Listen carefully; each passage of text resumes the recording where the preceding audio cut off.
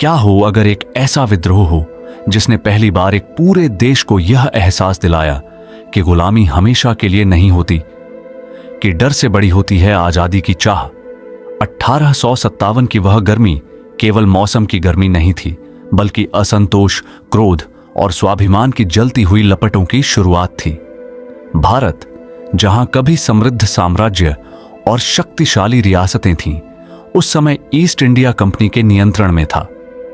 व्यापार के बहाने आई यह कंपनी धीरे धीरे शासक बन चुकी थी और उसकी नीतियों ने किसानों, सैनिकों, कारीगरों और राजाओं सभी के जीवन को प्रभावित किया था। बढ़ते करों ने किसानों की कमर तोड़ दी, पारंपरिक उद्योगों के पतन ने कारीगरों को बेरोजगार कर दिया और लैप्स की नीति ने कई भारतीय रियासतों को छीन लिया। सेना में भारतीय सैनिकों के साथ भेदभाव, कम वेतन और सम्मान की कमी ने उनके भीतर भी विद्रोह की भावना भर दी थी। यह असंतोष वर्षों से सुलग रहा था, लेकिन नई एनफील्ड राइफल के कारतूसों को लेकर फैली खबर ने इस आग को भड़का दिया। कारतूसों पर गाय और सूअर की चर्बी होने की बात ने धार्मिक भावनाओं को गहराई से आहत किया और विरोध धीरे धीरे खुले विद्रोह में बदलने लगा। इसी माहौल में मंगल पांडे ने बैरकपुर में अंग्रेज अधिकारियों के खिलाफ आवाज उठाकर वह चिंगारी जलाई जिसने आने वाले तूफान का संकेत दे दिया। 10 मई 1857 को मेरठ में भारतीय सैनिकों ने विद्रोह का खुला बिगुल बजा दिया। अपने कैद साथियों को मुक्त कराते हुए वे दिल्ली की ओर बढ़े, क्योंकि दिल्ली केवल एक शहर नहीं बल्कि सत्ता और इतिहास का प्रतीक थी। जब विद्रोही दिल्ली पहुंचे तो उन्होंने अंतिम मुगल सम्राट बहादुर शाह जफर को अपना नेता घोषित किया।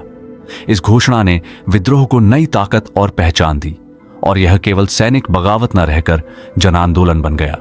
विद्रोह की लहर तेजी से उत्तर और मध्य भारत के कई हिस्सों में फैलने लगी। कानपुर में नाना साहिब ने अंग्रेजों को चुनौती दी, जबकि अवध में किसानों और स्थानीय जमींदारों ने अंग्रेजी नीतियों के खिलाफ मोर्चा संभाल लिया।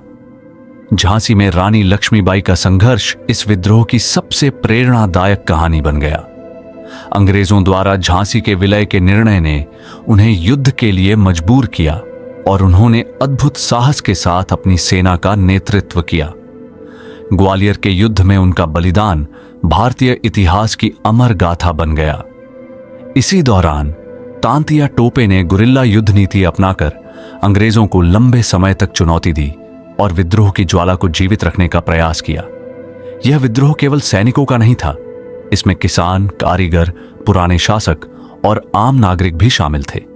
अलग अलग कारणों से उपजा असंतोष एक साझा लक्ष्य में बदल चुका था, विदेशी शासन से मुक्ति।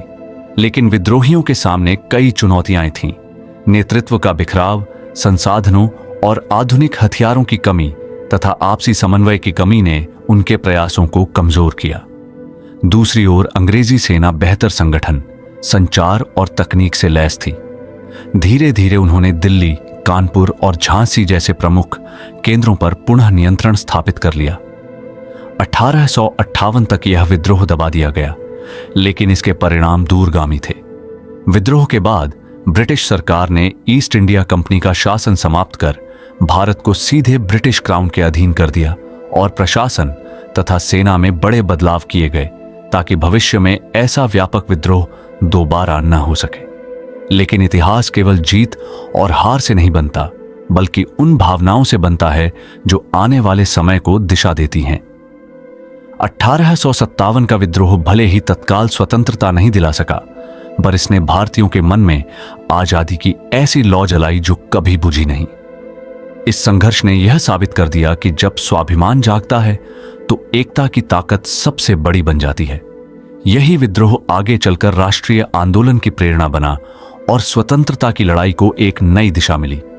1857 केवल एक घटना नहीं, बल्कि साहस, बलिदान और उम्मीद की वह शुरुआत थी जिसने भारत को स्वतंत्रता की राह पर आगे बढ़ने की ताकत दी।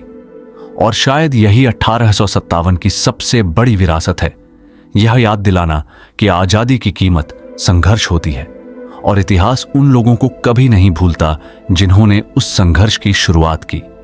अगर आपको इतिहास की ऐसी अनसुनी और रोमांचक कहानियां जानना पसंद है तो इस कहानी को याद रखिए क्योंकि 1857 की गूंज आज भी हमें यह सिखाती है कि जब एकता और साहस साथ हों तो असंभव भी संभव बन सकता है।